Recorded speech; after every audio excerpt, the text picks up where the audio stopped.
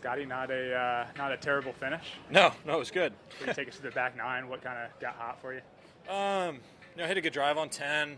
Kind of unfortunate in it where it did, and then didn't hit that bad of a shot into 11. I got in a rake mark in the bunker and made that shot that was really kind of a good miss, a really hard spot, and end up with a 5. And then I think the chip in on 12 probably kind of turned around the day. I just I hit a good drive off the tee there, got into a weird spot, and then I hit a pretty good shot from there, got into another weird spot, and then it was nice to see that ball go in, and then I kind of got rolling from there. Did you say earlier this week that you would have taken 4 under? Yeah, that's before they decided to only single cut and water the greens.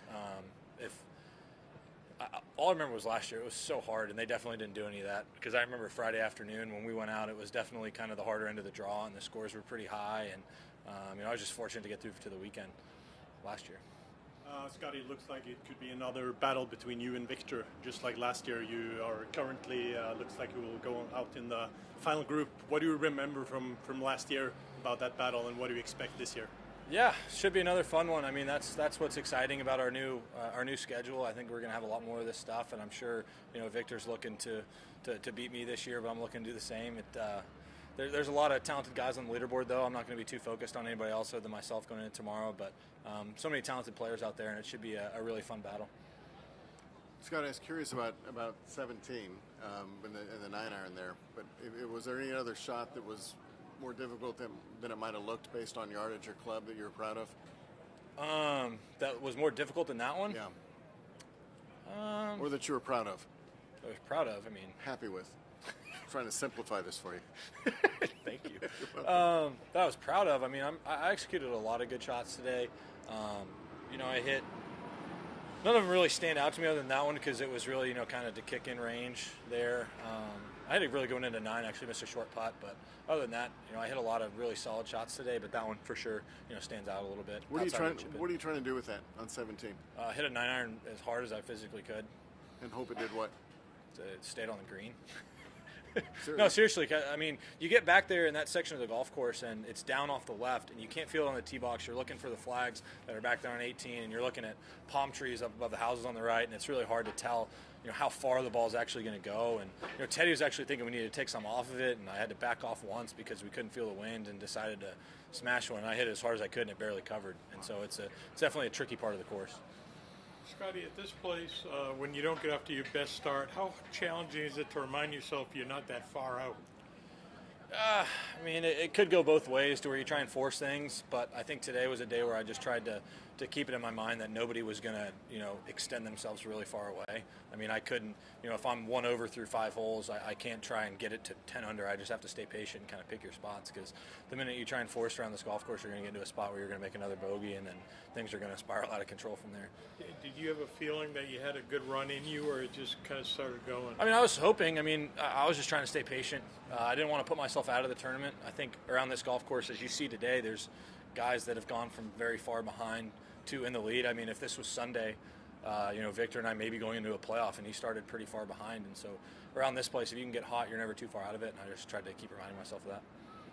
Was this win last year more meaningful in the sense that it kind of validated that first one from Phoenix?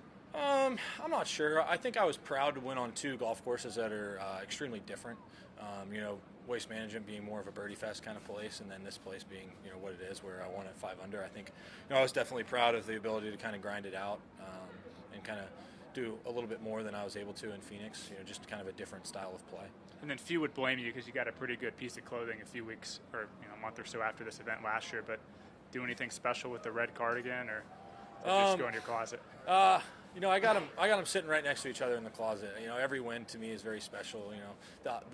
The Masters will stand alone for a long time, but especially with it being first major and all that stuff. But the red cardigan is not leave my closet. I don't have to return it like I do the green jacket if I don't win this year. What are you expecting tomorrow? Another challenging day. I think it's going to be a great battle. There's a lot of talented players on the leaderboard. You got Victor, obviously, who plays great around this golf course, and he's a proven winner out here. And then you got Kurt's up there on the board. He's won a bunch of times worldwide. He may not be a household name here, but he's won a bunch of times worldwide. And then JT up there. I saw Jordan. I'm going to miss a few guys, but there's a lot of guys up there on the board. You kind of alluded to this a minute ago, though, but the course could have been a lot worse than it was the last couple of days? I think so. I mean, I would argue it was harder last year. I mean, I remember playing Sunday to that pin on 17 and not being, I was just glad I hit it probably 10 paces left of it where there's another 5 paces of green and I barely kept it on. I remembered it playing a bit tougher, but we'll see what tomorrow's like. I mean, it depends what they do to the golf course. Do you think they'll stick it to you? I mean, I would be surprised if they didn't. Good. Have you talked to Kurt at all? You mentioned Kurt. Have you talked to him about basketball at all? No. Is it an all-state point Oh, guard? really? Yeah. No, that would be fun. I wish that it wasn't as dangerous as it is to go out and play. It's more fun when you're playing with your buddies, and like if Kurt and I were to go out and play, I think we'd have a good time because we have an understanding of, where everybody's supposed to be. And you're not with basketball. If you get guys that didn't play at a high school level or something like that, they may not have an understanding of where to be and where not to be, where people can get hurt. But there's some decent basketball players out here. It'd be fun to get a little game going every now and then.